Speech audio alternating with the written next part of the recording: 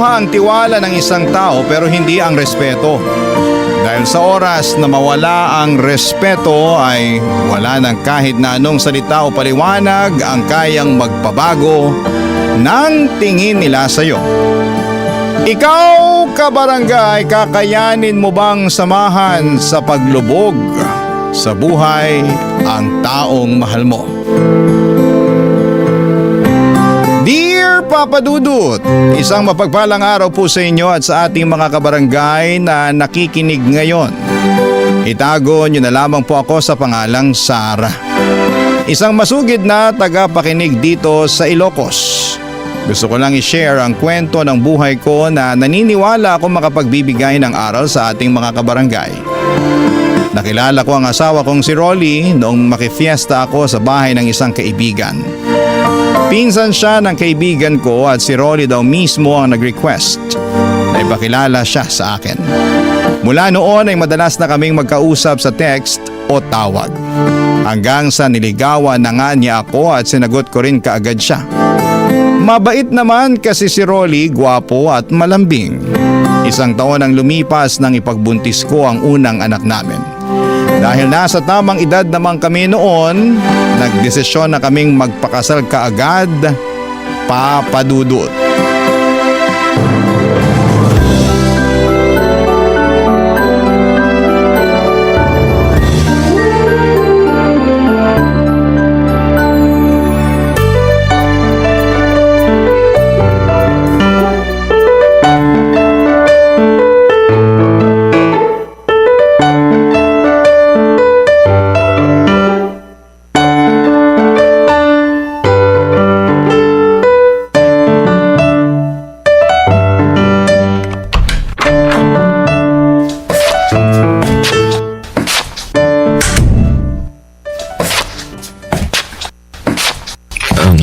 Mahal, dahan-dahan sa paglalakad ha. Malapit na tayo sa sofa kaya kumapit ka lang dito sa braso ko. Mahal, kaya ko namang maglakad. Ikaw talaga oh. Siyempre, iniingatan lang kita tsaka yung anak natin. Oh, yan, maupo ka na dito sa sofa. Yan, dahan-dahan lang ha. Grabe, ang bigat na talaga ng tiyan ko ngayon. Kaya nga dapat mas mag-ingat ka sa mga kilos mo. Lalo na ngayon, ilang buwan na lang, manganganak ka na. Excited na talaga ako pero medyo kinakabahan din. Ako din naman. Kahit hindi ako yung manganganak, sobrang kinakabahan din ako. Alam mo, sa totoo lang, medyo nagigilty ako eh. Ha? Bakit ka naman nagigilty? Wala lang. Naisip ko lang na baka hindi pa talaga tayo handa na maging magulang. Teka, nagsisisi ka bang nagpakasal tayo? Syempre hindi. Yun naman pala eh. Ibig sabihin, may tiwala ka sa relasyon natin. Nakakayanin nating dalawa yung responsibilidad na to. Mahal, pasensya ka na. Minsan talaga, hindi ko na alam kung ano yung pumapasok sa isip ko. May mga oras nga na naguguluhan na rin ako sa nararamdaman ko eh. Ang alam ko, normal lang yan sa nagbubuntis. Yung maguluhan ka sa mga bagay sa paligid mo o kahit sa sarili mo. Alam mo, mabuti na lang din at hindi ako masyadong nahirapan sa paglilihi. Siguro kasi palagi ka rin nasa tabi ko. Binibigay mo lahat ng gusto kong kainin. Kaya mahal, thank you ha. Kasi hindi ka napapagod na asikasuhin ako. Yun na lang kasi ang kaya kong gawin. Kung pwede nga lang na ako na lang ang magbuntis para wala ka na talagang hirap na pagdaanan eh. Saka ako dapat ang magpasalamat sa'yo. Kasi hindi ka nagdalawang isip na magpakasal sa akin. Alam mo naman na pangarap ko dati na magkaroon ng buong pamilya, di ba? Bata pa lang kasi ako nung maghiwalay ang mga magulang ko. At tinupad mo yung pangarap ko nung alokin mo na ako magpakasal sa'yo. Mahal, sinabi ko sa'yo dati pa na wala akong ibang gustong makasama sa habang buhay kundi ikaw lang. Wala na makilala kita. Alam ko na sa sarili ko na ikaw na yung pang forever ko. Kaya nga nang sabihin mo sa akin na magkakaanak na tayong dalawa, sobrang saya ng puso ko eh. Lalo na nung pumayag ka magpakasal sa akin. Isa yun sa pinakamasayang araw sa buhay ko. Naiyak naman ako sa mga sinasabi mo, mahal. Sinasabi ko lang naman yung totoo. Na tutuparin ko lahat ng pinangako ko sa'yo sa loob ng simbahan. Mamahalin kita ng tapat. Ikaw at ang magiging anak natin. Ako rin. Gagawin ko ang lahat para maging mabuting asawa sa'yo at nanay sa magiging anak natin. Papa Dudut, bata pa lamang ako nang maghiwalay noon ang mga magulang ko kaya pinangarap ko na talagang magkaroon ng buong pamilya. May kaba pa nga sa akin noon nang ipalam ko kay Rolly ang tungkol sa ipinagbubuntis ko. Natakot ako na baka hindi niya ako panagutan. Pero kabaligtaran noon ang nangyari dahil nakita ko ang saya sa mga mata niya nang sabihin kong magkakaanak na kaming dalawa, Papa Dudut. Hindi siya nagdalawang isip na alokin ako na magpakasal. Naging maayos naman ang pagsasama namin ng una dahil responsableng asawa si Rolly. Naging simple pero magaan ang buhay namin. Naitatawid ng pamamasada ng tricycle ni Rolly ang lahat ng pangangailangan namin, Papa Dudut. Hanggang sa nasundan ang anak namin noon. Doon nagsimula na unti-unting bumigat ang buhay namin, Papa Dudut.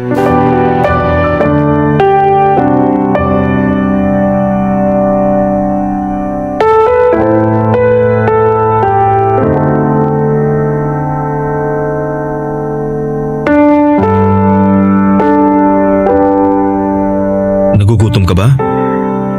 Hindi. O may gusto ka bang ipabili sa kantin? Pagkain? May iinom? Wala. Mahal, wala ka rin masyadong kinain kagabi bago ka matulog. Kailangan mo lagyan ng laman yung tiyan mo para makabawi ka ng lakas mo. Kapapanganak mo pa lang. Hindi pwede na hayaan kitang manghina. Pero wala nga kasi akong gana. Sige, ipagbabalat na lang kita ng mansanas kung ayaw mong kumain ng… Mahal, hindi mo ba narinig yung sinabi ko? Wala akong kahit na anong gustong kainin. Isa lang ang gusto kong gawin ngayon at alam mo kung ano yon. Mahal, Gusto kong makita yung anak natin, Rolly. Gusto ko na siyang mayakap. Sarah, hindi pa pwede sa ngayon. Nasa incubator pa rin siya eh. Rolly, hindi ko maintindihan kung saan ba ako nagkulang. Ginawa ko naman lahat ng tamang pag-aalaga sa sarili ko habang pinagbubuntis ko siya eh. Bakit kailangan na maranasan niya lahat ng hirap na to? Mahal, Tana. Baka makasama pa sa katawan mo yan. Lalo yung pag-iyak mo ngayon. Magiging maayos din si baby. Ha? Kaya kailangan natin magpakatatag para sa kanya. Pasensya na, mahal. Nagiging mahina na naman ako eh. Ayos lang, mahal. Normal lang kung ano man yung nararamdaman mo ngayon. Basta kailangan lang talaga natin magpakatatag. Lalabas nga pala ako mamaya kasi susubukan ko manghiram ng pera sa pinsan ko. Nagalaw ko na rin kasi yung natitirang ipon natin para sa panganganak mo eh. Kung hindi lang kasi sana napaaga yung panganganak ko at wala sa incubator si baby, baka hindi naubos yung ipon natin. Sorry, mahal. Naku, huwag kang mag-sorry, mahal. Kasi wala namang may gusto nang nangyari sa inyo ng bunso natin. Sige, susubukan ko na lang din na manghiram sa ibang kamag-anak ko para may pandagdag naman tayo ng panggastos dito sa ospital. Sige, mahal. Kung wala ka namang maihiraman, huwag mo nang pilitin, ha? Ako na lang ang gagawa ng paraan para mabayaran natin lahat ng kailangan dito sa ospital.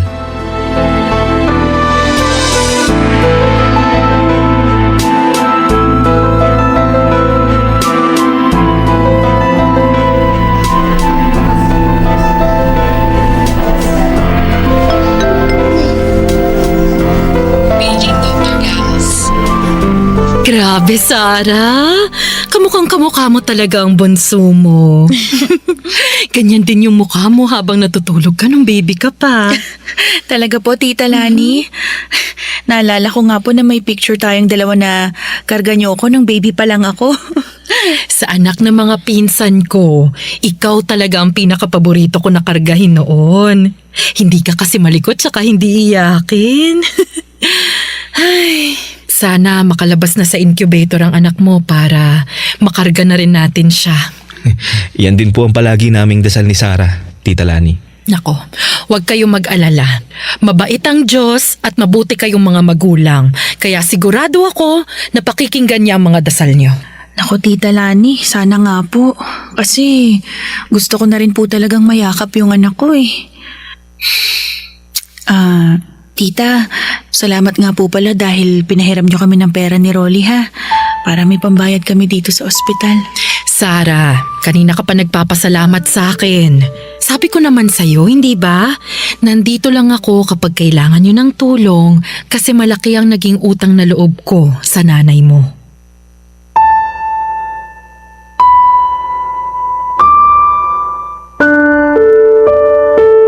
Papa Dudut, first cousin ni nanay si Tita Lani. Bago mamatay si nanay dahil sa komplikasyon sa diabetes ay matagal na niyang nakukwento si Tita Lani. Hindi ko na rin siya noon nakita dahil ang alam ko ay nagtatrabaho na siya sa abroad noong nasa elementary pa lamang ako. Naging friends lamang kami sa social media at nang makita ko na nandito na pala siya sa Pilipinas ay naglakas loob ako na i-message siya para hingan ng tulong. Napaaga kasi ang panganganak ko at malaki ang naging gastusin namin sa ospital at sa awa ng Diyos ay hindi nagdalawang isip si Tita Lani na puntahan at tulungan kami. Malapit lang pala kasi ang tinitirhan niya mula sa ospital kung saan kami nakakonfine ng anak ko. Kaya naman malaki ang naging pasasalamat ko talaga sa pagtulong na ginawa niya sa amin noon nung kailangan namin siya, Papa Dudut. Barangay Love Stories. Barangay Love Stories. Papa Dudut, isang buwan pa ang lumipas nang sa wakas ay mailabas na rin namin ng ospital ang bunso naming anak.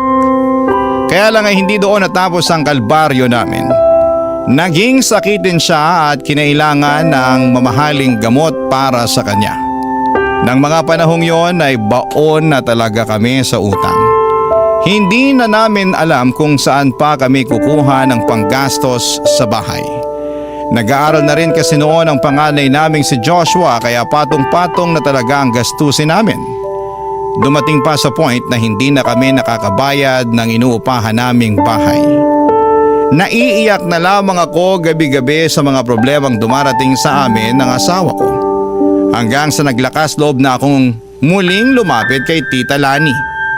Hindi naman niya ako binigo at inalok pa nga kami na doon na muna tumirapan samantala sa bakanting paupahan niya, Papa Dudut.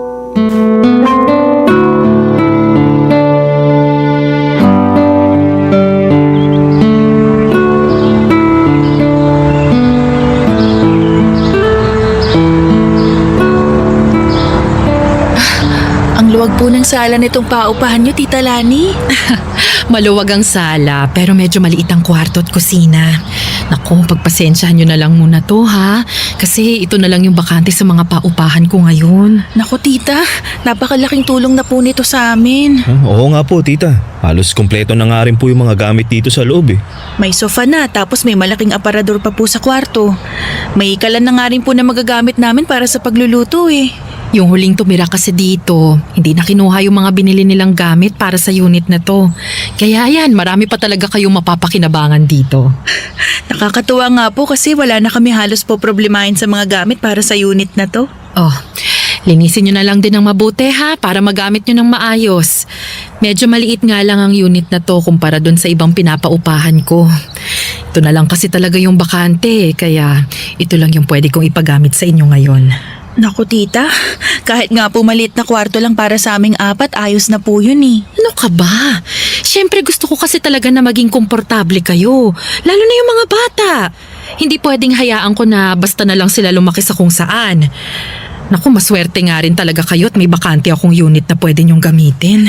Kaya nga po eh, nagulat talaga kami ni Rolly na bakanting unit po talaga ng paupahan niyo ipapagamit niyo sa amin. Isang buwan na rin naman kasing walang umuupa dito. Tsaka sigurado naman ako na aalagaan yung mabuti ang unit na to. Naku, makakasiguro po talaga kayo kasi pareho kaming masipag ni Sarah sa mga gawaing bahay. Nako, mabuti naman kung ganon. Tita Lani, yung tungkol po pala sa bayad dito sa upa, pwede po bang sa susunod na buwan na lang kami makapagbigay? Nakasangla pa po kasi yung tricycle ni Rolly. Uunahin po sana muna naming bayaran yon para hindi kami ipitin nung pinagsanglaan niya. Kaya nga po kung okay... Sarah, huwag niyo na munang isipin yung pambayad sa upa para sa buwan na to, ha? Pati na rin yung sa susunod na buwan. Unahin niyo muna ang mga dapat na unahing bayaran. Hindi ko pa naman kailangan ng pera sa ngayon. Talaga ho? Sigurado po kayo, Tita Lani? Oo naman. Kaya nga wag niyo na munang isipin yon. Alam ko naman na kapag nakaluwag-luwag na kayo, makakapagbayad na rin kayo sa akin. Naku, promise po yan, Tita. Magbabayad po kagad kami. Salamat po talaga sa pagtulong niyo sa amin, ha? Sabi ko naman sa'yo, di ba? Malaki ang utang na loob ko sa nanay mo, Sarah. Hindi man ako nakabawi sa kanya noon. At least, ikaw ang natutulungan ko ngayon. Kung nabubuhay lang po si nanay, malaki rin po ang magiging pasasalamat niya sa inyo. Basta, kung may ibang kailangan pa kayo, huwag kayong mahihiyang magsabi sa akin, ha? Tutulungan ko kayo hanggat kaya ko. Papa Dudut, matandang dalaga si Tita Lani kaya wala siyang ibang kasama sa buhay. Ang kwento niya sa akin ay si nanay ang nagpahiram ng pera sa kanya para makapagtrabaho siya sa abroad. Hindi niya na raw na ibalik ang pera na yon kasi hindi naman daw siya siningil ni nanay. Matagal din siyang nagtrabaho sa abroad at hindi na nakauwi kahit noong mamatay si nanay. Nang makabalik siya sa Pilipinas ay nagpatayo siya ng ilang paupahan at negosyo. Yung bakanteng paupahan niya na may kumpletong gamit ang pinagamit niya sa amin ng libre. Nahihiya talaga kami noon ni Rolly pero tinanggap namin lahat ng tulong na binibigay niya. Ang sabi ni Tita Lani kung hindi daw siya pinahiram ni nanay noon ay hindi siya makakapag-abroad. At hindi niya maipupundar lahat ng negosyo na meron siya sa ngayon. Kaya gusto niya makabawi kay nanay at ang ginagawa niya na yon ay ang paraan niya sa pamamagitan ng pagtulong niya sa aming mag-asawa, Papa Dudut.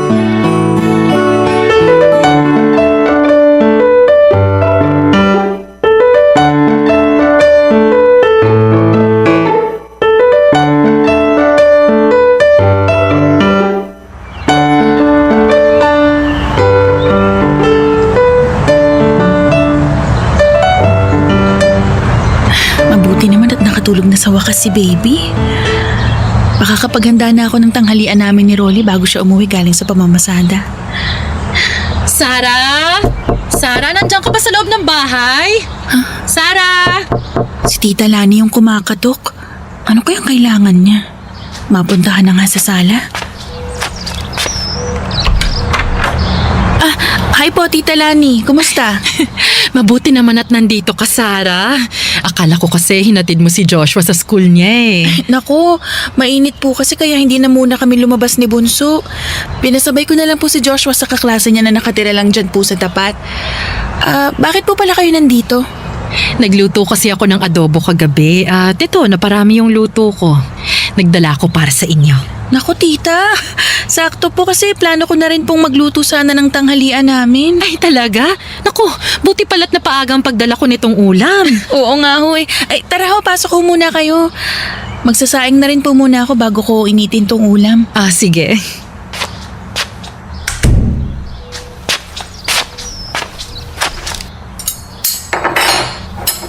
Oh, Sarah, kumusta naman kayo dito sa tinitirhan nyo? Eto ho, maayos naman po kami dito. Malakas ang ulan ng isang araw ah. Wala ba kayong naging problema sa mga tulo mula sa kisame? Wala naman ho, tita. Maayos naman po yung kisame nitong bahay at wala rin pong kahit na anong tulo kahit na malakas yung ulan. Mabuti naman kung ganon. Siya nga pala, kamusta na nga pala yung bayad nyo para dun sa pinagsanglaan ng tricycle ni Rolly? Nakapagbayad na ho kami dun sa pinsan ni Rolly. Hindi niya na rin kami tinatakot na kukunin niya yung tricycle ng asawa ko. Sarah naman kasi. Bakit naman kasi dun pa nangutang si Rolly? Parang ang sama ng ugali nun eh. Alam naman ng pinsan niya na yung tricycle lang na yun ang pinagkukunan nyo ng panggasto sa araw-araw.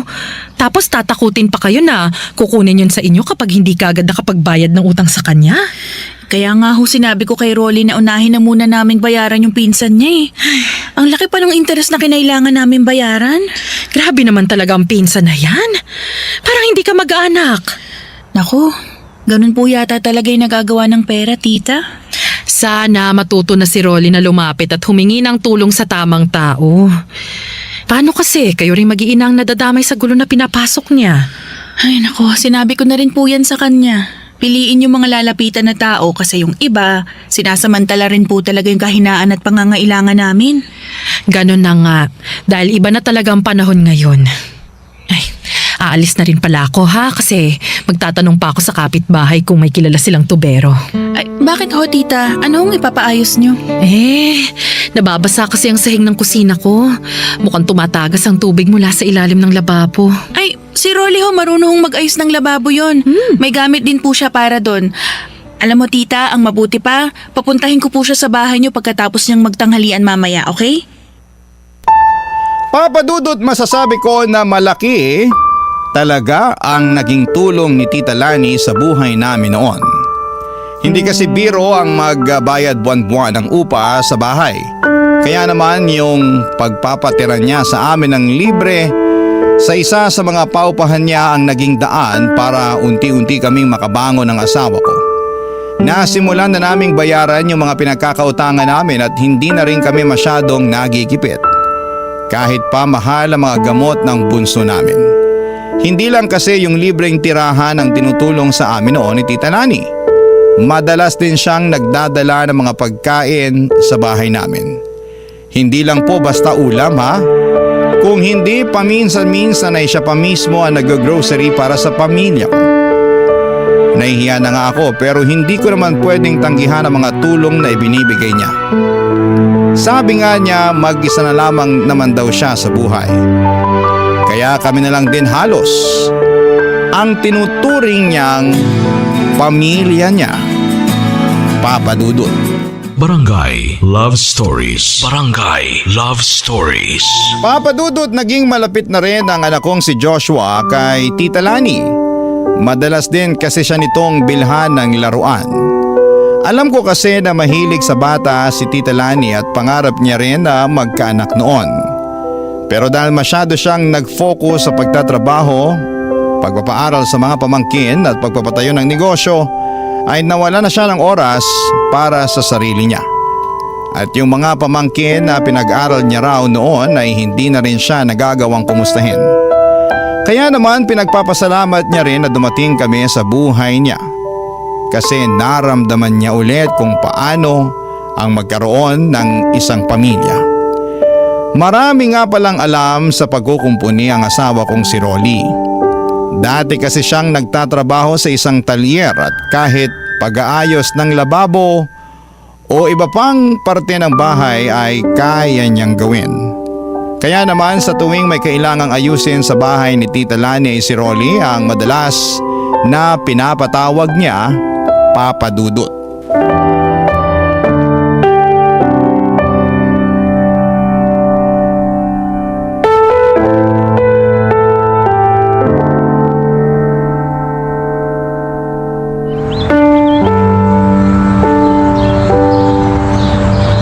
Nasaan na kaya si Rolly?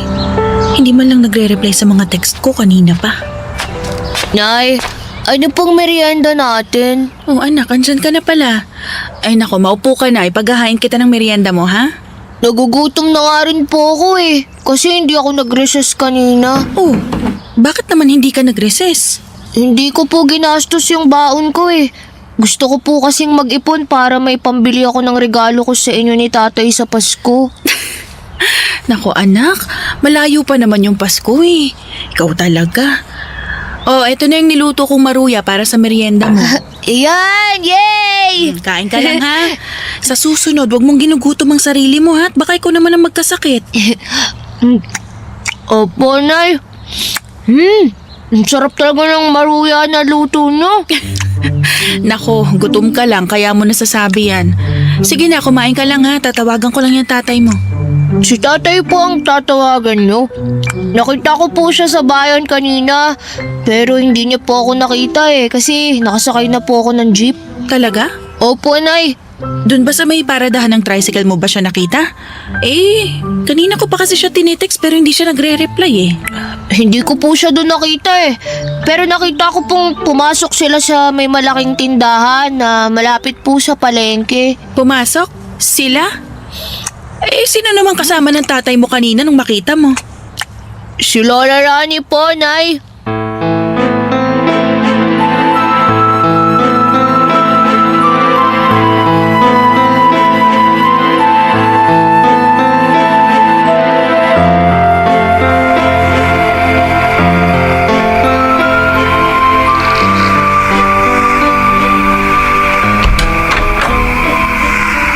Mabuti naman nakauwi ka na. Hindi ka kasi nagre-reply sa mga text ko eh. Pasensya na, mahal. Nalobat kasi yung cellphone ko eh. Nagri-ring pa naman yung cellphone mo nung tinatawagan ko nung una bago ka tuluyang hindi na makontak. Hindi ko rin kasi napansin na tumatawag ka bago mamatay yung cellphone ko. Ganun ba? Siya, pumasok ka na dito para mapaghain kita ng hapunan. Tulog na rin yung mga anak natin, kanina pa. Sayang, hindi ko pala makukulit ngayon si Bunso. Nako, bukas mo na siya kulitin kasi nahihirapan din akong patulugin siya kanina eh. Oh, sige, mahal. Mukha namang maaga rin siya magigising bukas. Ano nga palang ulam natin kasi nagugutom na ako eh. Ayun, nagprito ako ng bangus at talong. Kumain ka na. Sakto. Kasi yan din talaga yung gusto kong kainin sa karinderya kanina eh. Kaya lang, naubusan na ako. Alam mo talaga, mahal, kung anong ulam ang gusto ko eh, no? Kakain na ako ha. Sige, kumain ka lang dyan. Ikaw, kumain ka na ba? Oo, sinabayan kong kumain yung mga bata kanina. Ganun ba? Pwede ko na rin palang ubusin tong ulam. Oo na. Sige na, sa'yo na lahat yan. Sarap, mahal. Mahal, bakit ka nga pala ginabi ng uwi ngayon? Naflatan kasi ako eh. Dinaan ko pa dun sa talyer kanina yung tricycle ko. Mga anong oras yon? Ewan ko, mga alas 5 ng hapon. Sa talyer, doon ka lang pumunta kanina? Oo, dun lang. Nintay ko lang na matapos yung pagpapalit ng gulong ko kasi wala na akong extra eh. Pagkatapos, pumasada na ulit ako bago umuwi dito sa bahay. Pasensya ka na talaga, mahal ha. Di ako nakapag-text sa'yo. Ayos lang. Wala namang problema doon, mahal. Papa Dudut, hindi ko alam kung bakit pero mula nang sabihin ng panganay kong anak na si Joshua na nakita niyang magkasama ang asawa at tita ko ay may kung anong kakaibang kaba na nararamdaman ako. Nagsisimula na ring may mga bagay na pumasok sa isipan ko noon. Nadagdagan pa yung kaba ko nang hindi sabihin sa akin ni Rolly na magkasama sila ng hapon na yon ni Tita Lani. Pakiramdam ko tuloy noon ay may tinatago siya sa akin na hindi ko magugustuhan. Pinipilit ko rin talagang iwasan na mag-isip ng hindi maganda kasi malaki ang respeto ko kay Tita Lani. Alam ko rin na malaki ang utang na loob namin sa kanya ng pamilya ko. At kilala ko si Rolly na hindi ako kayang saktan o lokohin. Pero kahit na anong gawin ko noon, kailanman ay hindi na naaalis ang kaba sa dibdib ko. Hanggang isang umaga ng Sabado ay maaga akong nagising at nagulat ako na wala na si Rolly sa tabi ko. Nabasa ko na lamang ang text niya na maaga daw siyang papasada. Hindi ko alam kung bakit pero pagkatapos kong ipaghanda si Joshua ng almusal, sinabihan ko siya na lalabas lamang ako saglit para pumunta sa bahay ni Tita Lani. May dala akong pandesal noon para sa almusal niya. Kumatok ako at nakita ko na bukas ang pinto kaya tumuloy na akong pumasok sa loob ng bahay ni Tita Lani, Papa Dudut.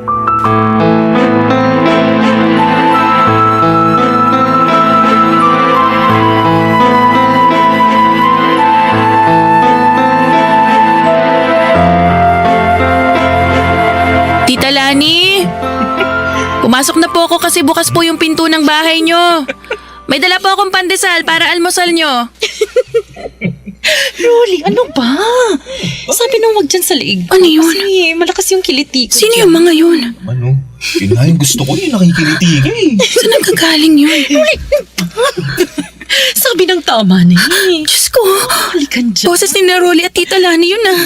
Dito na lang banda sa Nanggagaling sa loob ng kwarto ni Tita. Rolly, tama na nga sabi. Huwag sabi dyan. Sige ka, baka hindi ko mapigilan ng sarili ko. Ano naman?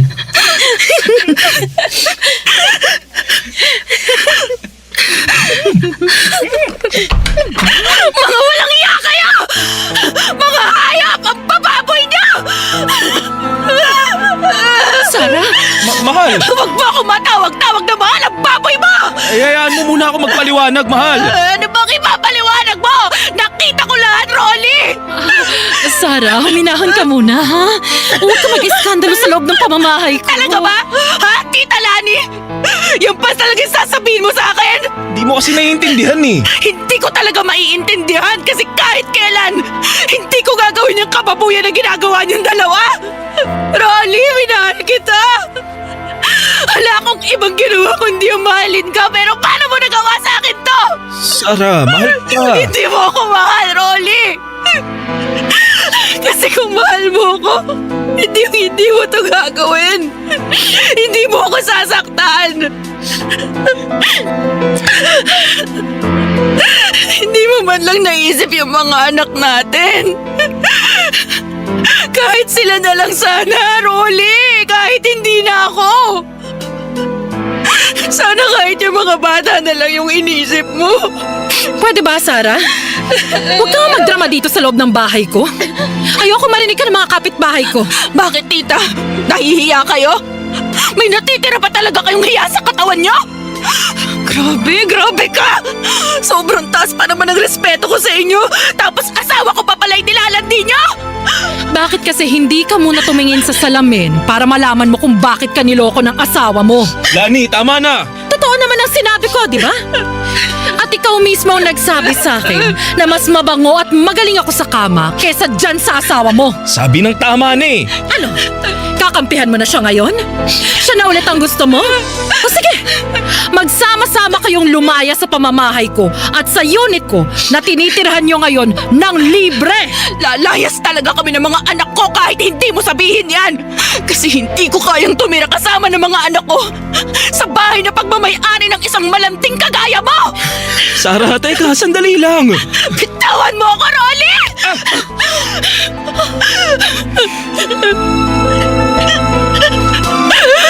At huwag na huwag mong susubukan na sundan kami ng mga bata dahil baka mademanda pa kita. Kaya ng babae mo! Ang bababoy niya!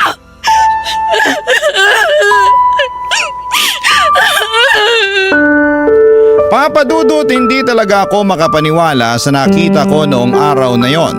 Kung paanong maglandian sina Rolly at Tita Lani sa loob ng kwarto niya. Pakiramdam ko ay sasabog ang puso ko sa sobrang sakit ng nararamdaman ko. Na parang kulang na lamang ay lamunin ako ng lupa. Sa ilang taon na relasyon namin noon ni Rolly, kahit kailan ay hindi niya ako niloko o sinaktan. Kaya naman sobrang laki talaga ng tiwala ko sa kanya. Sa sobrang laki, hindi ko pinansin ang mga bagay na dapat matagal ko nang binibigyan ng atensyon. Yung pagbabago ni Rolly ng password sa cellphone niya, pag-alis ng maaga, at pag-uwi ng malalim na ang gabi.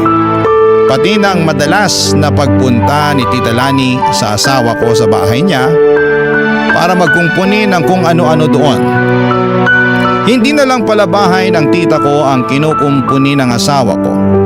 Maging ang sirang lababo sa bahay niya kung hindi pati na rin mismo ang may-ari nito. Hindi na ako nagdalawang isip pa na hiwalayan si Rolly, Papa Dudut. Mabuti na lamang at tinulungan ako ng isang pinsang ko sa side ni Papa at pinatuloy muna kami sa bahay nila. Ngayon ay 2 taon na akong single parent at patuloy na kumakayod para sa mga anak ko. Minsan pang sinubukan ni Rolly na makipag-ayos sa akin noon. At kahit pangarap ko talaga ang magkaroon ng buong pamilya, ay hindi ko kayang patawarin ang napakalaking kasalanan niya sa akin. Para lamang maging buo kami, Papa Dudut. Hanggang dito na lamang po ang sulat ko at sana po ay nakapag-iwan ito ng aral sa ating mga kabarangay. Ang inyong kapuso at kabarangay forever, Sarah. Kwentuhan naman tayo dito sa comment section.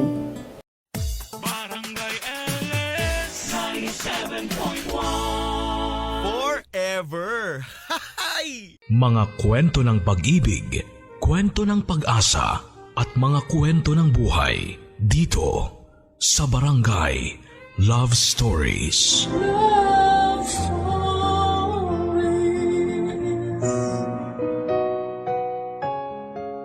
Mahirap maging karibal ang mas gwapo o mas maganda. Pero mas mahirap na karibal ang tukso ng pera.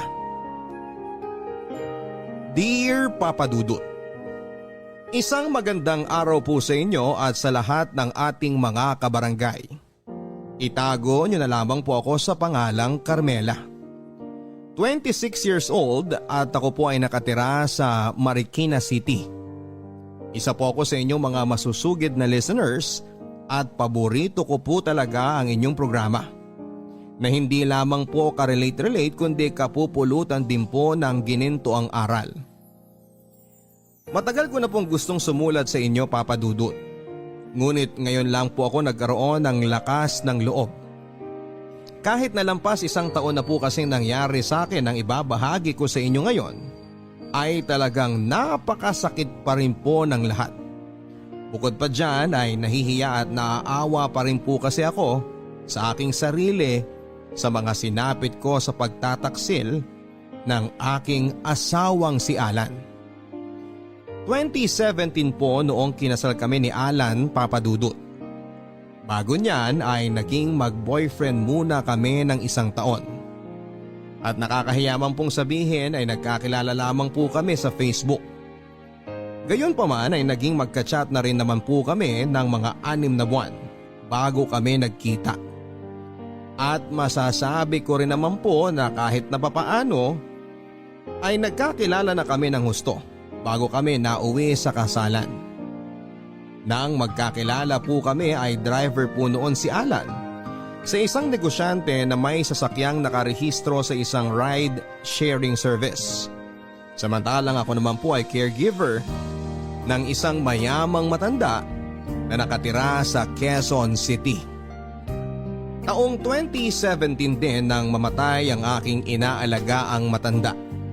Kaya't nang pumanaw na ito ay natapos na rin po ang aking serbisyo sa pamilya nila.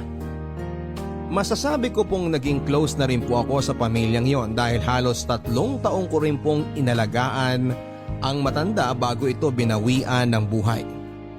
Nakatira po ang matanda sa poder ng kanyang mga anak, sina Ma'am Gilda po at Sir Mike.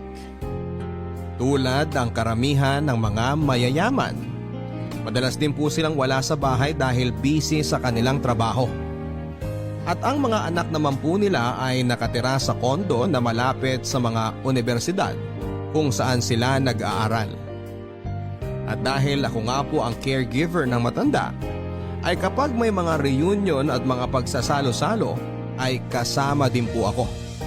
Kaya't kilalang kilala ko na rin po ang kanilang pamilya. Pati na ang kanilang mga sekreto. Alam ko po na kahit na mukhang maayos po ang pamilya nila sa labas, ay marami po silang problema. Tulad na lamang ng pagiging babaero ni Sir Mike, nakita ko pong sobrang apektado si Ma'am Gilda. Kaya naman sobrang naging banidosa ito at naging suki ng derma, ng gym at ng salon. At doon ko nga po naisip na mas mabuti na nga po siguro ang maging mahirap kaysa mayaman nga pero miserable naman sa sariling bahay at pamilya. Nang natapos na po ang serbisyo ko sa pamilya ay nahirapan po akong makakuha ng ibang employer. Kamalas-malasan nga po dahil ilang buwan pa lamang kaming kasal noon ni Alan at nag-iipon dahil nagbabalak na nga po kaming magkaanak. Kaya naman na nagtanong si Ma'am Gilda kung meron daw po ba akong kakilala na mapagkakatiwalaan na pwede nilang maging personal driver ay nirekomenda ko po si Alan. Kumpara po kasi sa sweldo na ino-offer ni Ma'am Gilda, ay laking diferensya po sa pagdadriver ni Alan sa ride-sharing app kung saan ay pagod at puyat pa siya.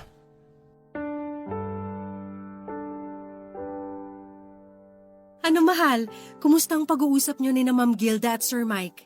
Ayun, maganda. Si Sir Mike lang ang nakausap ko kanina. Wala yung asawa dahil nasa bakasyon daw. Pero yun na nga, ang una kong trabaho sunduin sa airport sa Biyernes. Kumusta naman? Kumpirmado ba yung sahod? Oo, at saka may health and medical insurance pa. Professional na professional. Tapos may sarili pa akong kwarto ron. Pwede rin ako matulog dun kung sakali may mga emergency at gabi ng hatid o sundo. Oo, swerte nga ako sa kanila Kuminsan nga, pumepetiks na lang ako at nag-e-enjoy dun sa bahay kasi kadalasan naman tulog yung matanda. Napakalaki nga ng bahay at ang ganda. Sosyal na sosyal. Parang mas mayaman pa ata sila doon sa operator namin dati. Kaya nga rin talagang ingat ang mga yon at hindi kumukuha ng basta-basta ng mga tauhan dahil nga yayamanin. Isa pa, laging wala dun sa bahay. Kami lang ng mga maid ang naiiwan. Sana umabot din tayo sa puntong ganun, no, mahal?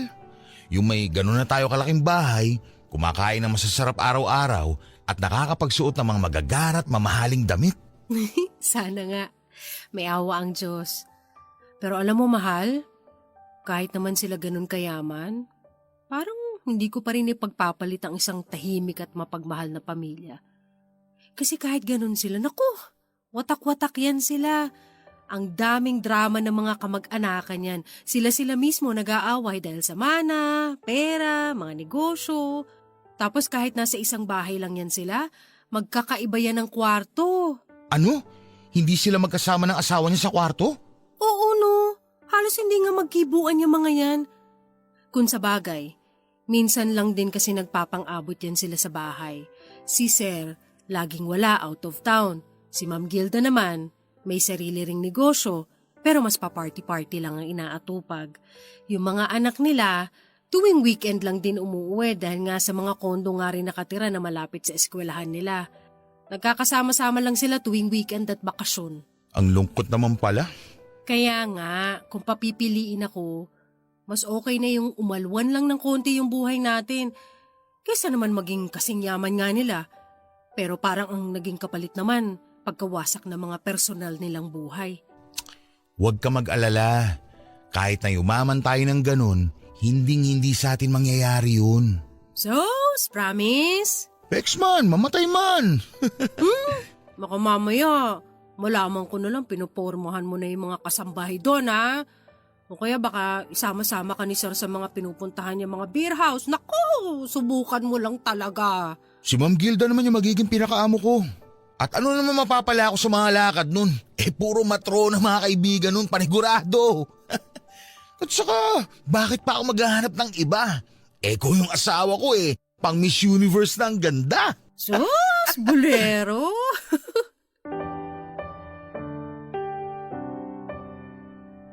Naging maayos naman po ang mga unang linggo ni Alan kina Ma'am Gilda Papadudot. Dahil din po mataas ang kanyang sweldo ay hindi na po ako nagmamadali na maghanap ng mapapasukang trabaho. Nagsimula na lang po muna kami ng maliit na online reselling shop. At yung kinikita doon ay nilalagay ko lang po sa ipon naming mag-asawa. Nakatulong din po ang pagpapahinga kong yon dahil nag-iisip na nga po kami na magkaanak ni Alan. At matapos din po ng ilang buwan ay pinagpala naman po kaming mag-asawa at nabuntis din ako. Pero sa mga sumunod po na buwan ay unti-unti na po akong nakapansin ng pagbabago kay Alan Papadudot. Napapansin ko na mas nagiging maporma na ito at nadadalas din po ang hindi nito pag-uwi sa bahay dahil napapadalas daw po ang mga lakad ni Ma'am Gilda. Dahil daw sa traffic ay mas makakabuti pa na doon na lang daw po siya matulog sa bahay nila. Kaysa naman umuwi pa sa amin para lang matulog at umalis muli matapos lang ng ilang oras dahil kailangang maghatid ng maaga. Hindi lang po ako umiimik noon pero iba po ang pakiramdam ko. Kutob ko po ay nagdadahilan lang si Alan at may milagro ng ginagawa.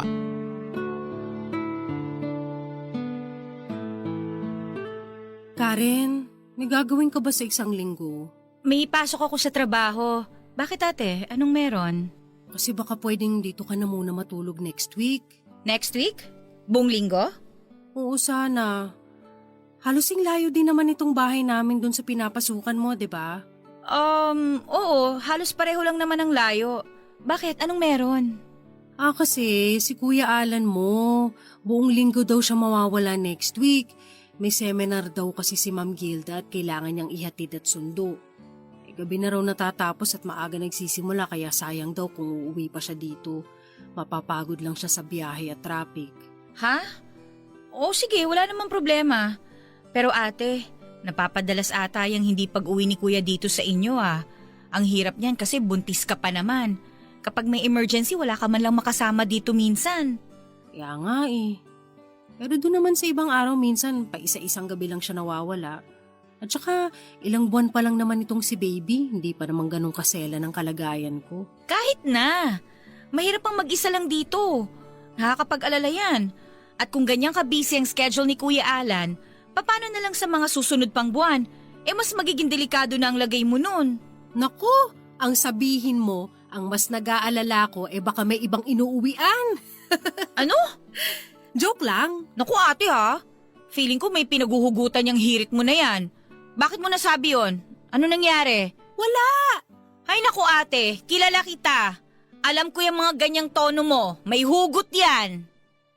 Ewan. Siguro napaparanoid lang din ako dahil buntis. Alam mo yon, yung emosyonal. Feeling ko kasi parang biglang naging malayo si Alan sa akin. Paanong malayo? Madalang na lang kami magkwentuhan. Parang palaging aligaga at lumilipad ang utak tapos nag-shopping ng mga bagong damit. Akala mo may pinopormahan. Pero minsan naisip ko baka naman ganun talaga kasi nga syempre personal driver, kailangan presentable siya dahil puro mga mayayaman yung mga nakakasalamuha niya araw-araw eh. Naku ate, sabi ko na eh. Parang may nagbago nga ng konti kay Kuya Alan nung huli tayong nagkita-kita. Ngayong nabanggit mo, parang babae nga ang dahilan. Ano ka ba? Ginagatungan mo pa ako eh. Di ako gumagatong ate ha. Kinukumpirma ko lang yung mga hinala mo. Habang tumatagal po ay mas lumalakas ang kutob ko na may ibang babae si Alan, Papa Dudut. Bukod sa napapadalas po kasi ang hindi niya pag-uwi sa amin, napansin ko rin pong may pagbabago sa ugali niya. Kung minsan po kasi pakiramdam ko ay palagi po siyang distracted o iba ang kanyang iniisip. Kung minsan naman po ay sobrang sweet niya sa akin na parang bumabawi na ewan. Pero kahit na gano'n naman po, kahit na papaano ay hindi naman po siya nakakalimot sa mga obligasyon sa amin. At never po naming naging problema ang pera. Hanggang isang araw ay may napansin akong kakaiba sa damit ni Alan.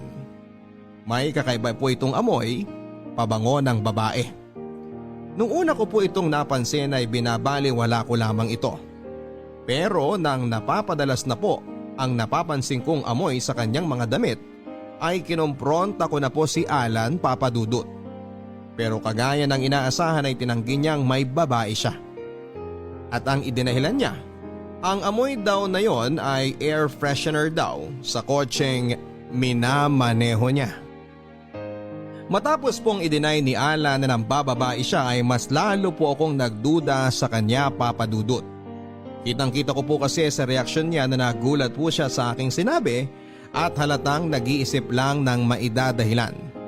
Kaya po mula nang kinompronta ko po si Alan ay naging mapagmasid na po ako sa mga kinikilos niya.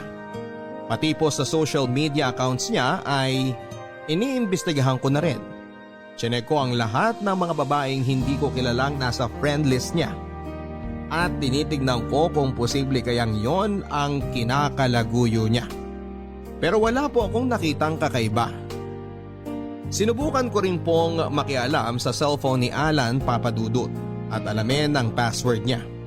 Pero hindi ko po makuha-kuha. Hanggang sa isang araw ay may napansin po akong kakaiba kay Alan. Ang dami niya pong mga bagong damit at pabango.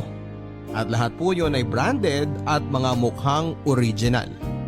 Pero ang pinagtataka ko po ay parang kahit na marami siyang mamahaling damit at gamit, ay hindi pa rin naman kami kinakapos sa pera. Nagsimula na po akong magtaka kung saan siya kumukuha ng ekstrang pera niya.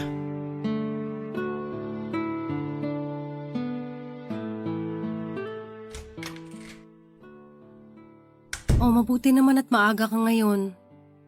Oh, namili ka na naman? Wala, konti lang naman to. Nagluto ka na ba? Magluluto pa lang. Wag na. Tamang-tama, may dala ako ditong pagkain. Oh, mamahaling restaurant to Sinamahan ko kasi si Ma'am kanina eh. Nag-meeting siya dyan. Inorderan na rin ako ng pagkain para daw sa atin. Naku, ang bait talaga ni Ma'am Gilda. Oo, mabait talaga. Ano na naman sinaping mo? Mga damit lang to tsaka rubber shoes. Naka-sale kasi. Ay sige nga akin na para malagay na sa labahan. Andyan sa bag. Oh, mga branded to 2,500 para sa isang polo? Grabe naman. Yan yung original price. 500 ko lang nabili ang mga yan. Teka, 3 to Tapos may mga t-shirt pa. Kung 500 ang isa nito, magkano inabot? Mura lang yan. Mga naka-sale na yan. Kung 3 to, 1,500 para sa polo lang. Alan, alam ko na kailangan mong bumili nitong mga magagarang damit para sa trabaho, pero parang nakakapanghinayang naman. Ilang damit na mabibili mo sa 500? May bonus naman ako eh. At saka, hindi naman tayo kinukulang dito, di ba? Yung rubber shoes na yan. Mukhang original yan at mamahalin magkano naman yan? Basta, 2,000, 3,000. basta mura lang yan. Naka-sale din yan. Alan, sana yung mga ganyan, iniipon na lang natin. Bakit? Meron pa rin naman ako naiipon Sa totoo lang yan nga ang pinagtataka ko Ano? Bakit kahit panay ang bili mo ng mga mamahaling gamit, hindi tayo kinakapos sa pera? Magaling ako mag-budget Bakit ba? Ikaw din naman dyan sa online mo Hindi naman ako humihingi dyan sa mga kinikita mo dyan Bumibili ka rin naman ng mga gusto mo. Pero hindi mga ganyan kamahal na hindi na practical bilhin. Hindi naman tayo mayaman Bakit? Ngayon lang naman ako bumili ng mga ganitong bagay para sa sarili ko At saka akala mo lang mahal yung mga yan. Pero kumpara sa mga chipipay na damit, yung mga yan taon bago masira. Andun na ako.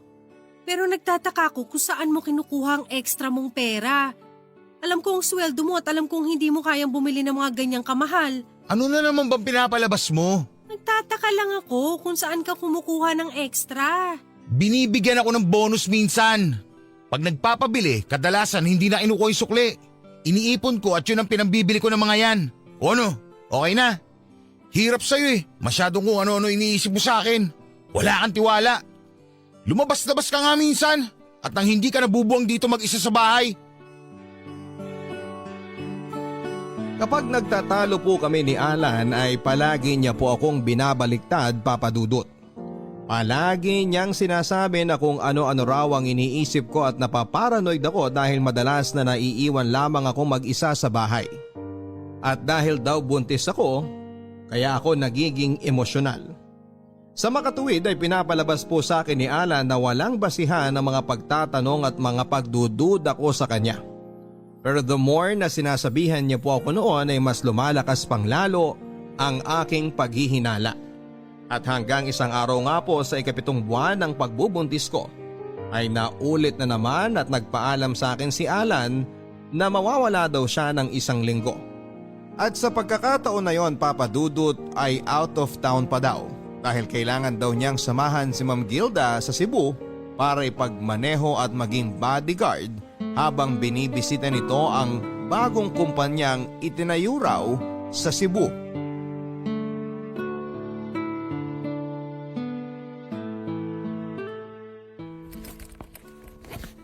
Ha? 1 linggo? Oo, may ribbon cutting at kung ano-ano pang gagawin daw dun Bakit wala ba silang driver doon sa Cebu? Wala na raw yung driver dun Nagretiro na.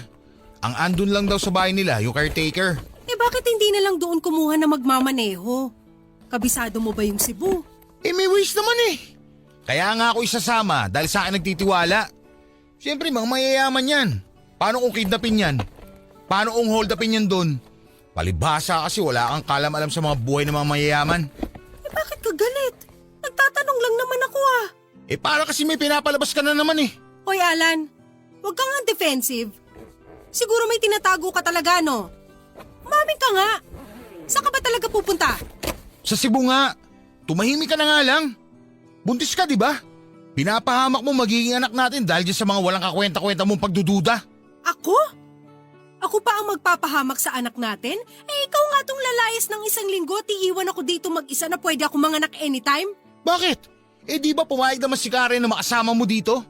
At hindi naman tayo makakaabala sa kanya. Babayaran naman natin siya. Yan nga problema sa'yo Nagbago na yung ugali mo. Para sa'yo lahat ngayon nabibili na ng pera. Feeling mo mayaman ka. Ano? Hoy Carmela, tandaan mo. Kung hindi sa pagtatrabaho ko, hindi tayo mabubuhay dito. At bakit mo mo sa akin sinusumbat yan ngayon? Eh di ba kasunduan natin, ikaw muna magtatrabaho at ako magpapahinga para magkaanak na tayo? Hindi lang ako may gusto nito. Plano natin to. Problema sa'yo, parang nakalimutan mo na mga plano natin eh. Parang nakalimutan mo nang may pamilya ka at magiging ama ka na. Ang OA! Napaka-OA mo! Sa halip na singhalan mo ko at maging defensive ka dyan, kausapin mo na lang ako ng maayos. At sagutin mo ng maayos ang mga tanong ko. Bakit? Ano bang tanong mo? Saan ako pupunta, di ba? Sa Cebu. Anong gagawin ko ron? Magmamaneho ko ron. Magtatrabaho ko para may maipangkain tayo dito. Kanina ko pa yan nasagot. Ano pa pinuputok ng butsi mo dyan? Di ako naniniwala. May babae ka. Tumigil ka nga! O ito, tawagan mo si Ma'am Gilda, dali! Kumpirmahin mo! O ano, ayaw mo? Eh di sige, ako ang tatawag at ipapakausap ko sa'yo para matigil ka na. Wag na! O ano? Ngayon ayaw ka. Magagalit ka tapos hindi mo naman kayang panindigan. Ikaw Carmela, kontrolin mo yung emosyon mo. Tandaan mo, kapag ikaw nakunan dahil dyan sa mga imahinasyon mo, kasalanan mo lahat yan. Labas ako dyan. At hindi kita mapapatawad kapag may nangyaring masama sa anak natin dahil dyan sa ka-OA-an mo na yan. Tinuloy po ni Alan ang kanyang biyahe papunta ng Cebu, Papa Dudut.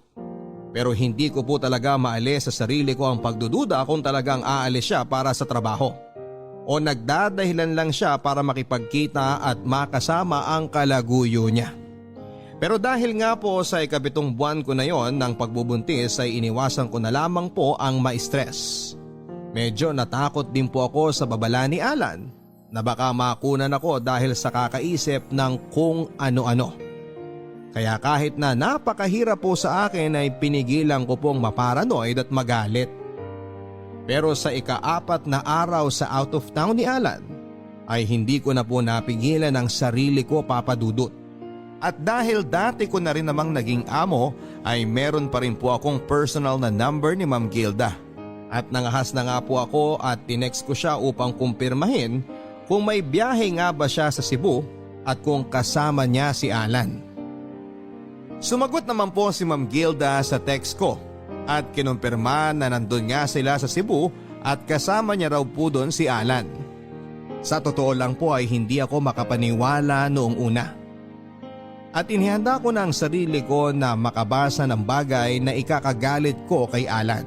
Pero dahil nga po kinumpirma naman ni Ma'am Gilda na kasama niya si Alan, ay bahagya na pong napayapa ang pakiramdam ko. At sa totoo nga lang po ay medyo nakonsensya din po ako.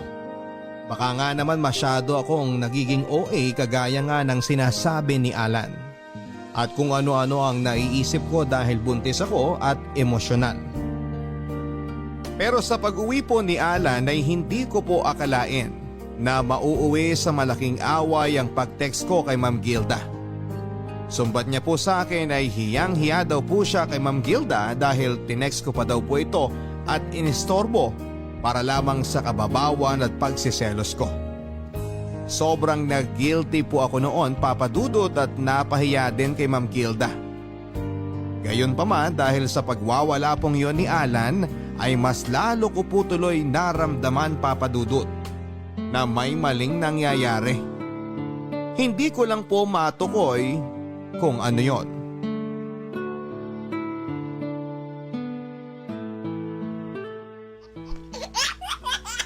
Ang gwapo-gwapo naman ng junior na to, manang-mana sa tatay.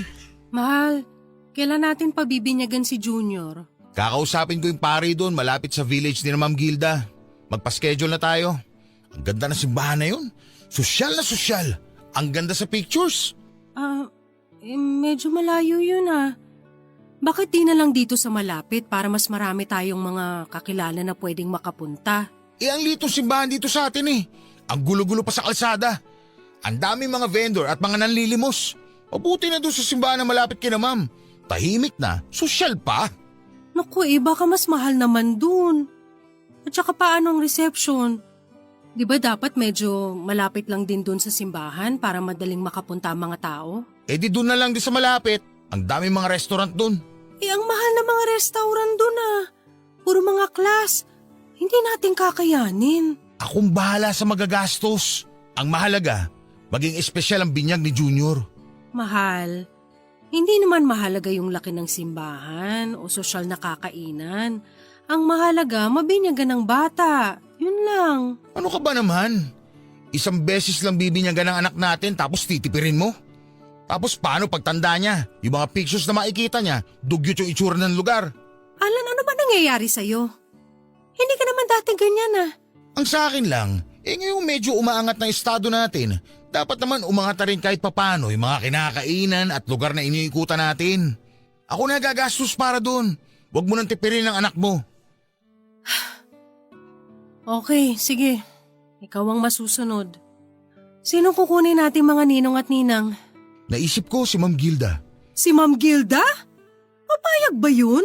Nasabihan ko na siya at pumayag na siya. Ha? Sigurado ka? Baka nahihiya lang tumanggi. Hindi naman niya tayo ganun ka-close at ang yaman-yaman nun eh. Parang nakakahiya. Kaya nga mas okay na kunin ninang kasi mayaman yun. Pero hindi naman yan ang punto ng pagkuha ng ninang. Ang mga ninong at ninang ang silbi niyan, sila yung tatay yung magulang sa mga inaanak nila kapag namatay yung mga totoong magulang. Ano ka ba, Carmela? Ang dami mo sinasabi dyan, mga wala namang kwenta. O di sige, Ma'am Gilda na kung sinasabi mong pumayag na siya. Si Sir Mike kinuha mong ninong. Hindi na, si Ma'am Gilda na lang. Alam mo namang hindi magkasundo yung dalawang yun. At saka pamahiin, di ba? Bawal gawing ninong at ninang ang mag-asawa. Okay, sige.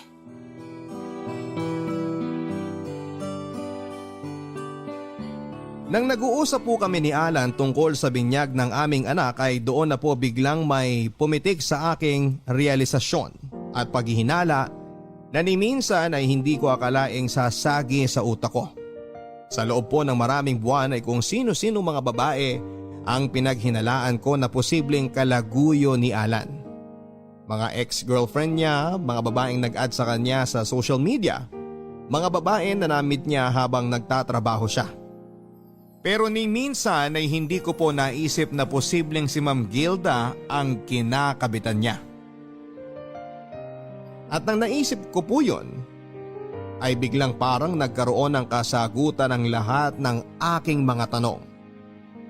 Mga mamahaling damit ni Alan, yung pagiging banidoso niya, at higit sa lahat ay ang pagiging pakawala niya sa pera. Ayoko man pong isipin dahil nakapalagayan ko na po ng loob si Ma'am Gilda. At bukod pa dyan ay medyo nandidiri din ako dahil sa kasing edad na ng nanay ko si Ma'am Gilda. Ay unti-unti na rin pong bumigat ang paghihinala ko na boy toy ni Ma'am Gilda ang asawa ko.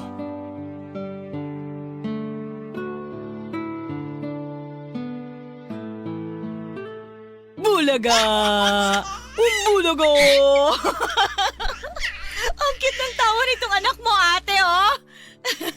Ate! Hoy, ate. Ha? Ano? Oh, ano na naman yung iniisip mo? Kanina ka pa tulala dyan ah. Wala. Ay, nako. Si Kuya Alan na naman yan ano. Saan na naman daw ba siya nagpunta ngayon? Sa Baguio daw. Mamimili daw ng mga halaman si Ma'am Gilda doon.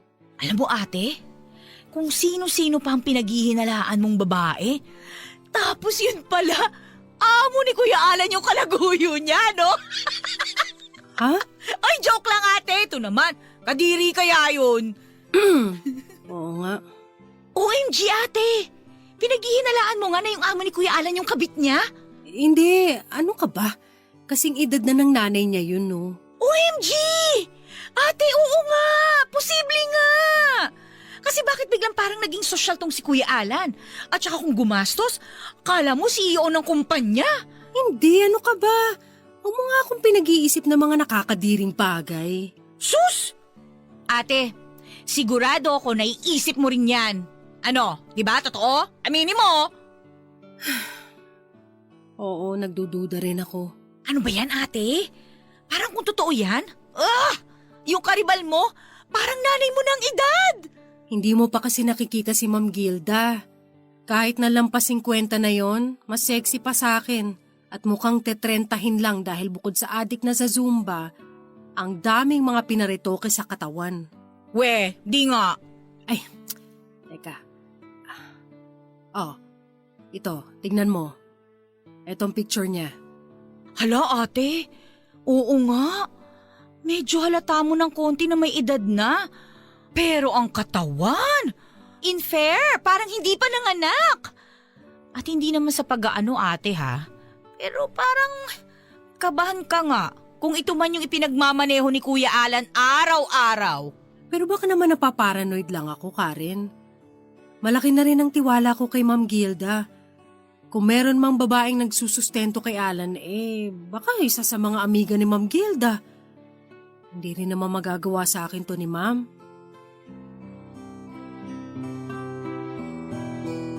Nang nailabas ko na po ang pangamba ko sa kapatid kong si Karen at nang narinig ko rin po ang opinyon niya, ay doon na po talaga ako nagsimulang magduda rin kay Ma'am Gilda Papadudut. Para po kasi sa edad ni Ma'am Gilda ay talagang napaka-sexy at maganda siya.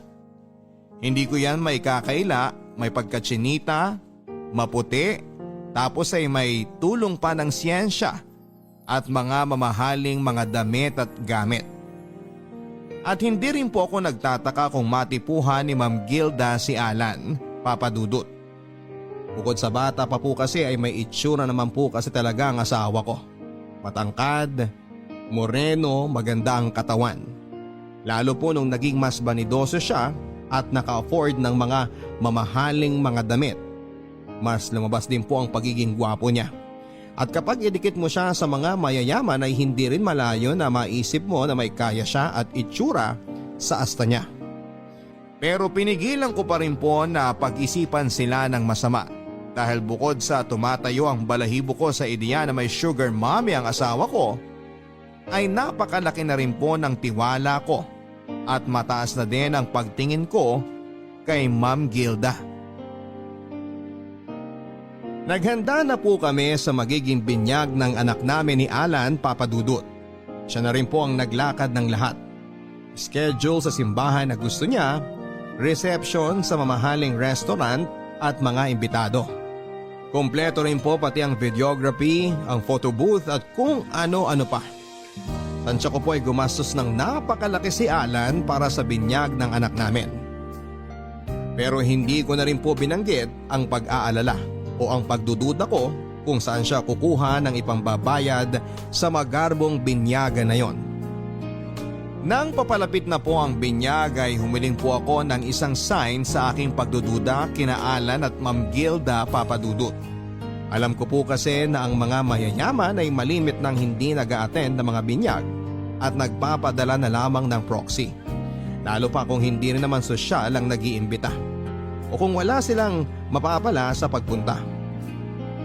Sa tinagal-tagal ko po kasi na nagki-caregiver sa pamilya ni Ma'am Gilda ay medyo nakabisa ko na po ang utak ng mga mayayaman. At alam ko po na kadalasan ay hindi sila mag-i-effort na pumunta sa isang salo-salo o event kung wala naman silang makukuha dito. Tulad ng dagdag na koneksyon na magagamit sa negosyo o ang mapagyayabangan nila ng estado nila sa buhay. In short, sinabi ko po sa aking sarili na kapag personal na dumalo si Ma'am Gilda sa binyag ng anak namin ni Alan ay malamang na may relasyon nga silang dalawa. At nang dumating nga po ang araw ng binyag ng anak namin ni Alan, ay personal na dumating si Ma'am Gilda.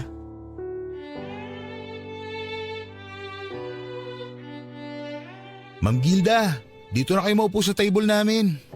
Ay, thank you, Alan. Very gentleman naman. Hindi mo na kailangan gawin yon dahil ngayon, magkumpare na tayo. Oh, Carmela, long time no see. Oo nga po, long time no see po, Ma'am Gilda. Oh, wag ka nang mailang at ngayon magkumare na rin tayo. Buti naman po at napaunlakan ninyo itong munting selebrasyon ng pamilya namin. Naku, syempre naman, kayo naman. Parang pamilya ko na rin kayo, no? Salamat po. Parang nanay na rin po ang turing namin sa inyo ni Alan. Grabe ka naman makananay kay Ma'am Gilda, Carmela. Batang-bata pa yun si Ma'am oh. Oo nga, Carmela, ano pa yan? Age is just a number. Oo nga po eh. Parang nakakatandang kapatid nga lang namin kayo. Yan. Older sister, that's more like it. Ma'am, wine pala. Gusto nyo, ikuha ko na kayo ng wine? O sige. Pero ano bang wine ang meron sila dito? I don't think meron sila nung gusto ko. Pero it's okay, Alan. Don't worry about it. Mamaya na lang ako magwa-wine. Sige po. So, kumusta pala, Carmela? Medyo tumaba ka ng konti since nung huli tayong nakita, ha? Ganun po ba? Naku, sinasabihan ko nga yun mag-gym kaso ayaw. Tamad naman. Naku, Carmela, dapat kahit nanay ka na, hindi mo pa rin pababayaan ang katawan mo. Oo nga po eh. Baka mambabae pa tong si Alan ano. Nga po pala, Ma'am Gilda. Ano pala yung air freshener ninyo sa kotse? Ang bango-bango po eh. Parang gusto kong maglagay din sa CR namin. Air freshener? Yan po oh. Naamoy ko nga po sa inyo nung nagbeso-beso tayo kanina. Ang bango po kasi. What? Carmela, it's not air freshener. It's my customized perfume that I ordered from France. Talaga po? Kasi naaamoy ko rin yan kay Alan eh. At ang sabi niya air freshener daw sa kotse. Carmela! Sobrang dami niyo po ba maglagay ng pabango kaya pati sa damit ng asawa ko dumidikit? Kuminsan nga po abot hanggang brief eh. Carmela, ano ba? Excuse me? Carmela, anong gusto mong palabasin? Ma'am, huwag niyo napansinin yan. Wala naman po kung gustong palabasin. Pero tanong meron. Sugar mommy po ba kayo nitong asawa ko? Excuse me? Carmela, ano ba? Tumahimik ka na. Mag-iingat ka sa pananalita mo. Ang tanong ko, binabayaran niyo ba ang asawa ko para ikama niyo? How dare you! Uy, ano ba?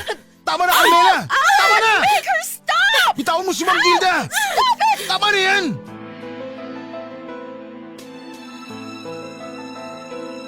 Naging malaking iskandalo po ang naging sampala namin ni Ma'am Gilda sa mismong binyag ng anak namin ni Alan Papadudut. Hindi ko na rin po kasi napigilan ang sarili ko. Lalo na noong naamoy ko ang pabango ni Ma'am Gilda na matagal ko na rin pong naaamoy sa mga damit ng asawa ko. Nang nasinghot ko po ang pamilyar na amoy na yon ay bigla pong parang sinampal din ako ng realisasyon na siya nga si Ma'am Gilda nga ang kabit ng asawa ko. Matapos nang nangyari sa binyag ay hindi na rin po ako tumuloy sa bahay namin ni Alan Papadudut. Kasama ang aking anak ay dumiretso na ako sa bahay ng kapatid kong si Karen. Sa punto pong yon ay handang-handa na po akong makipaghiwalay kay Alan. Pero matapos ang ilang araw nang medyo kumalma na ako, ay unti-unti na rin po akong natakot. Natakot na lumaki ang anak namin sa isang broken family. At higit sa lahat ay natakot din po ako. Natakot ako na paano kung nagpadala lang po ako sa aking emosyon at wala naman talaga silang relasyon ni Ma'am Gilda. Kung tutuusin po kasi ay amoy lang naman ang pabango ni Ma'am Gilda ang naging batayan ko para isipin na siya ang kabit ng asawa ko. Kung tutuusin ay wala pa rin po akong konkretong ebidensya sa pambababae ni Alan.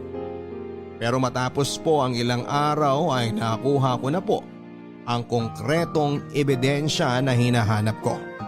Nakaramdam po ako ng kakaiba sa maselang bahagi ng aking katawan. At nang nagpa-check up po ako, nalaman kong may STD po pala ako.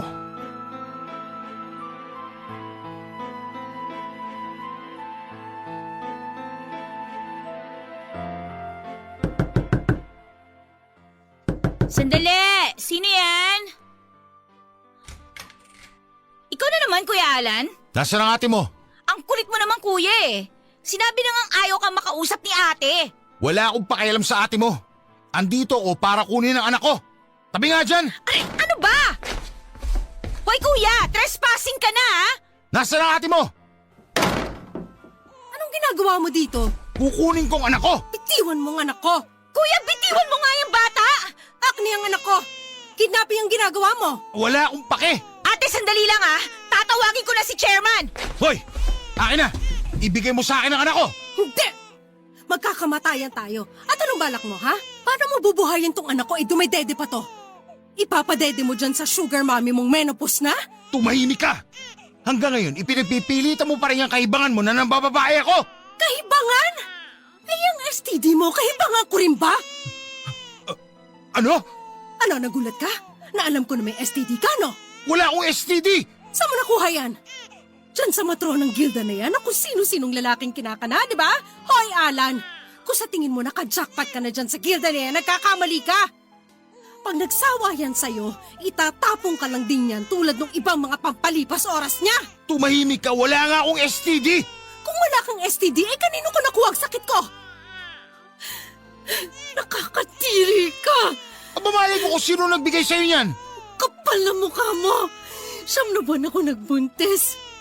Halos kakapanganak ko pa lang, ikaw pa lang ang gumagalaw sa akin. Hayop ka, nakakatiri ka! Wala akong alam sa sinasabi mo! Lumayas ka! Lumayas ka sa harap ko, nakakatiri ka! Hindi ako aalis dito nang hindi ko kasama ang anak ko! Hindi ko ibibigay ang anak ko sa'yo. Marumi ka! Nakakadiri ka! Masama kang tao at wala kang kwentang ama! Akin na yung anak ko! Ate, papunta na ang barangay! Ikaw ha, huwag mong hintayin na kalagkalig ka nila palabas! Lumayas ka sa harapan ko! Ayoko na makita yung pagmumukha mo!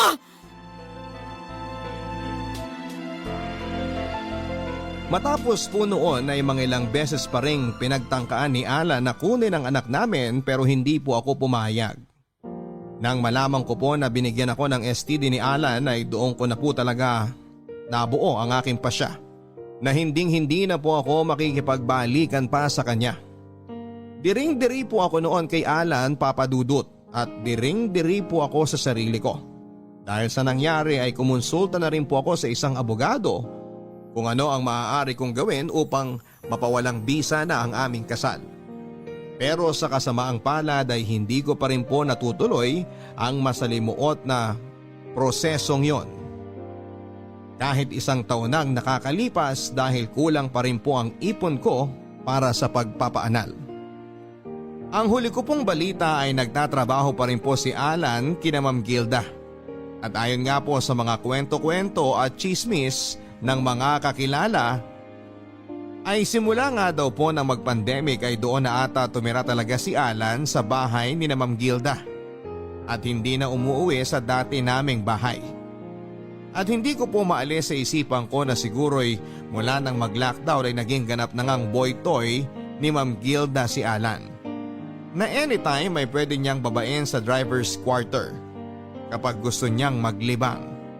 At dahil din po sa mga nabalitaan ko ay mas lalo ko pong na-realize na tama ang naging desisyon ko, Papa Dudut. Tama na nakipaghiwalay ako kaagad kay Alan dahil bukod sa niloloko niya ako, binigyan ako ng sakit, ay na-realize ko na hindi ko na pala talaga siya kilala. Ni sa hinagap ay hindi ko po akalain na masisilaw ng pera si Alan. At kapalit pala ng konting karangyaan at luho sa buhay, ay handa pala niyang ipagpalit ang sarili niyang mag-ina. Kaya kahit na natatakot po ako na maging single mom, ay nagpapasalamat na rin po ako na maaga pa lang ay natuklasan ko na kung ano ang klaseng tao pala talaga si Alan. At nailayo ko na rin ang anak ko sa irresponsable niyang ama. Maraming salamat po, Papa Dudut, kung sakaling mapipili ninyo ang kwento kong basahin. At sana rin po ay may napulot din kayong aral ang ating mga kabarangay sa masaklap ko pong pinagdaanan. Ang inyong forever kapuso at kabarangay, Carmela. Mga kwento ng pag-ibig, kwento ng pag-asa at mga kwento ng buhay dito sa Barangay Love Stories. Love Stories.